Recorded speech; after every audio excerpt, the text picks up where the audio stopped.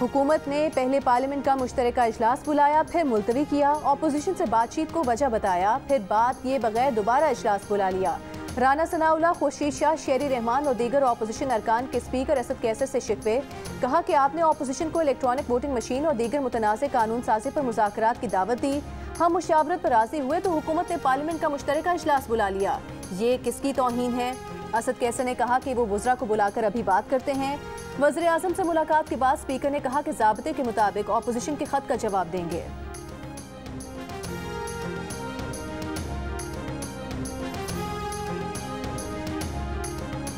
ये हुकूमत बैसाखियों के सहारे चल रही है। ये बैसाखियाँ हिल चुकी हैं। सेनेट इजलास में पीपल्स पार्टी की शेरी रहमान का इज़हार ख्याल।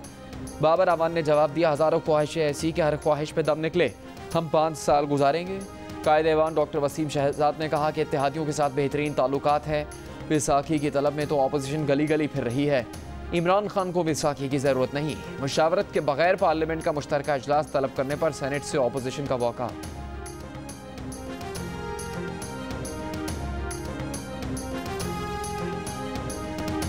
वफाकी वज़ीर इत्तलात फवाद चौधरी ने इलेक्शन कमीशन से माफ़ी मांग ली। लिख कर माफ़ी मांगने से इनकार। कहते हैं इनफरादी हैसियत में उन्होंने माफ़ी मांग ली है, लेकिन तहरीरी माफ़ी की बात है तो उन्होंने बतौर वज़ीर इत्तलात काबीना की बात की थी। ये तो फिर काबीना को कहें, वो तहरीरी माफ़ी कैसे मांग सकते हैं? वज़ीर के तौर पर जो भी बात करते हैं वो हुकूमत की पॉलिसी होती है। इलेक्शन कमीशन का फवाद चौधरी को तहरीरी तौर पर मौक़िफ़ जमा कराने का हुक्म। वफाकी वज़ीर आज़म स्वाति इलेक्शन कमीशन में पेश नहीं हुए। हाज़िरी से इस्तिस्ना की दरख्वास्त। इलेक्शन कमीशन ने कहा कि अगली समात पर जवाब नहीं आया तो चार्ज फ्रेम करेंगे। मज़ीद समात 3 दिसंबर तक मुलतवी।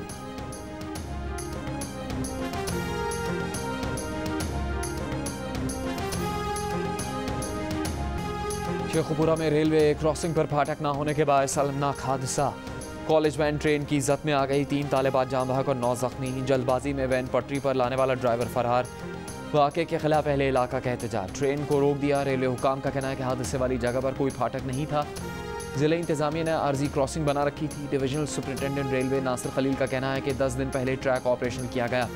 ट्रैक पर 51 क्रॉसिंग्स हैं। 7 क्रॉसिंग्स पर कोई एहलकार नहीं। रेलवे के पास इतना स्टाफ नहीं कि हर जगह एहलकार लगाए जा सकें। फाटक के लिए फंड्स फराहम करना ज़िला इंतज़ामिया की जिम्मेदारी है। इस रूट पर 2 साल बाद ट्रेन सर्विस बहाल हुई।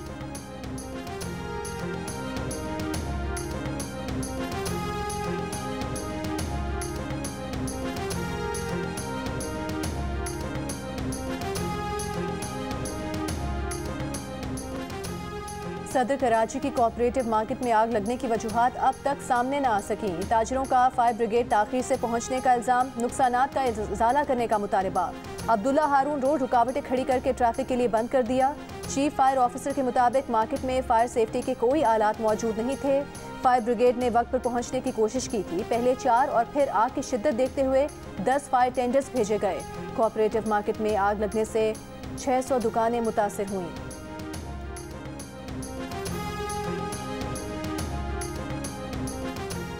सदर कराची की मार्केट में आग की कौमी असम्बली में गूंज। MQM के उसामा कादरी ने कहा कि हम मुंतखब नुमाइंदे हैं, लोगों के साथ एहतजाज में बैठेंगे। मुतासरीन के मुतालबे पर सिंध हुकूमत के खिलाफ एहतजाज भी करेंगे। अब्दुल कादिर पटेल बोले, कराची में आग लगने का वाक़या खुद ब खुद कैसे हो गया? पीपल्स पार्टी की शादिया मरी बोली, अफसोस हुआ। कहा गया वहाँ MQM अरकान थे। कराची के एडमिनिस्ट्रेटर 4 घंटे आग वाली जगह पर रहे, वहाँ कोई MQM का नुमाइंदा नहीं था।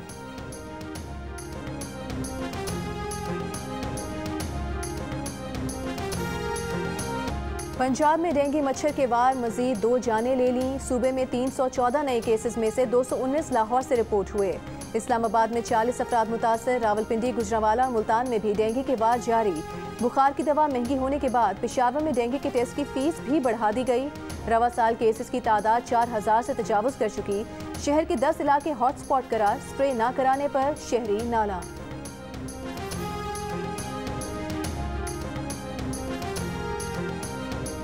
कराची में कोरोना के मस्बत केसेस की शरह 2.3% पर आ गई। हैदराबाद में शरह 2.6% रिकॉर्ड की गई। पंजाब में कोरोना की मस्बत केसेस की शरह 0.4 और लाहौर में 1.2% रिकॉर्ड की गई। मुल्क में कोरोना के मस्बत केसेस की शरह 0.6% पर आ गई। 216 नए केसेस रिपोर्ट। मजीद 6 अफराद कोरोना से इंतकाल कर गए। नेक्टा सिर्फ मुल्क के माली वसाइल को चूस रहा है। सुप्रीम कोर्ट शहरियों की आज़ादी यूं सल्ब नहीं होने देगी। नेक्टा का कोई भी काम खुफिया नहीं हो सकता। हजारा बरादरी टारगेट किलिंग अस्कुद notice case, chief justice Pakistan नेक्टा पर बरहम।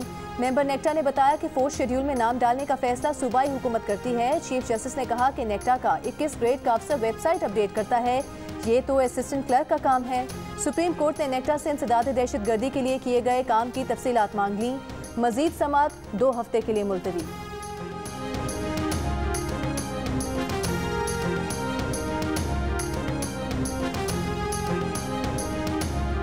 रिहायशी मंसूबों को गिराने से बचाने के लिए सिंध असम्बली में करारदाद कसरत राय से मंजूर। ऑपोजिशन का एहतजाज, करारदाद की कॉपीज फाड़ दी।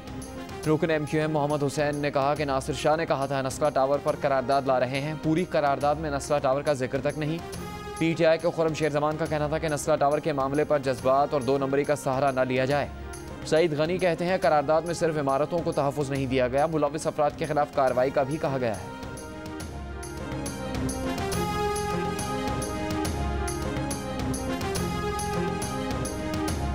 खैबर पख्तूनख्वा असम्बली के अरकान के माहाना अलाउंस में 25% इजाफे किए जाएँ। अरकान को अदली की खिदमत हासिल करने के लिए 21,000 और हल्के में असिस्टेंट की खिदमत हासिल करने के लिए 50,000 रुपये अलाउंस दिया जाए। खैबर पख्तूनख्वा असम्बली के अरकान की अपने ही अलाउंसेस में इजाफे की सिफारिश। लाहौर हाई कोर्ट ने NA 133 से तहरीक इंसाफ के उम्मीदवार जमशेद चीमा और उनकी अहलिया मुसरत चीमा के कागजात नामजदगी मुस्तरद करने के खिलाफ दरख्वास्तें खारिज कर दी। जमशेद इकबाल के कागजात नामजदगी तजवीज़ कुरंदा का हल्के का वोटर ना होने की बुनियाद पर मुस्तरद किए गए।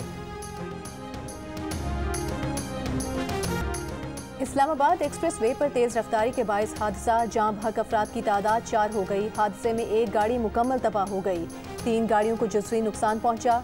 गुज़श्ता रात शक्करपड़िया के करीब होने वाले हादसे में कार उलटने के बाद मुतादिद गाड़ियां टकरा गई थी।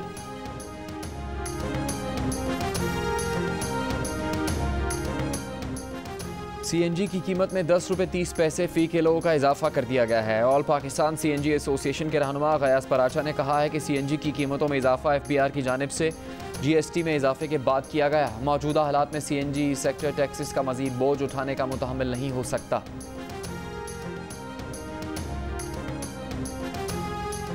स्टेट बैंक की मॉनेटरी पॉलिसी कमेटी का इजलास 19 नवंबर को होगा। पहले ये इजलास 26 नवंबर को शेड्यूल था। पॉलिसी कमेटी ने मार्केट की बेयकीनी खत्म करने के लिए इजलास शेड्यूल वक्त से पहले करने का फैसला किया। माहिरीन का कहना है कि सूद की शरह बढ़ाई जा सकती है। पाकिस्तान में क्रिकेट फैंस के लिए अच्छी खबर, पाकिस्तान को 2025 चैंपियंस ट्रॉफी की मेज़बानी मिल गई। पाकिस्तान 1996 के वर्ल्ड कप के बाद पहली बार किसी ICC इवेंट की मेज़बानी करेगा। चेयरमैन PCB रमीज राजा के मुताबिक इवेंट के मैचेस पाकिस्तान के 3 शहरों में होंगे। बांग्लादेश के खिलाफ T20 सीरीज के लिए ढाका में पाकिस्तान टीम की तैयारी, खिलाड़ियों की आज भी भरपूर ट्रेनिंग। मोहम्मद रिजवान भी एक दिन आराम के बाद मैदान में आ गए। कप्तान बाबर आजम और ऑलराउंडर शोएब मलिक भी ढाका पहुंच गए। दोनों एक रोज करंटीना और कोरोना टेस्ट की रिपोर्ट्स मंफी आने के बाद कल स्क्वाड ज्वाइन करेंगे।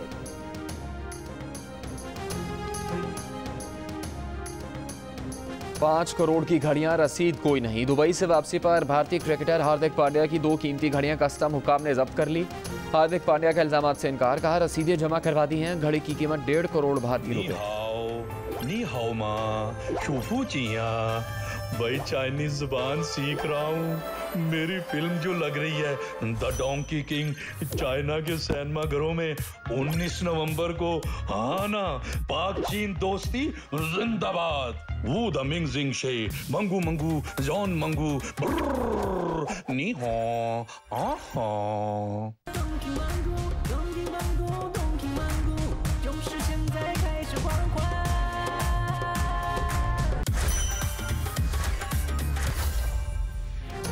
और पाकिस्तान का सबसे पसंदीदा और मशहूर गधा 19 नवंबर को चीन रवाना होगा।